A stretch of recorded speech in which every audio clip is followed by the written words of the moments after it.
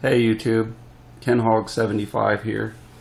Just wanted to show you a few of my camping stoves and some of the fuels that I use and stuff like that. The very first stove that I ever owned was this Northern Territory 2-burner propane stove. It's really good if you are just going out on the trail, taking it camping.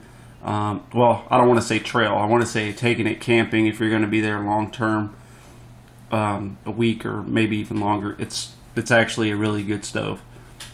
It has the turn offs for each burner.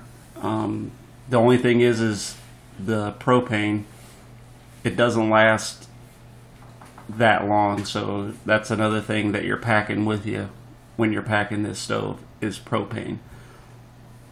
Another stove that I have is this Coleman 502. I actually forgot that I had this one and I was doing some spring cleaning and I found it. It's a really old model. It's never been used. I still have all the packaging and everything it came in. You pump this. That's how you build the pressure up in it.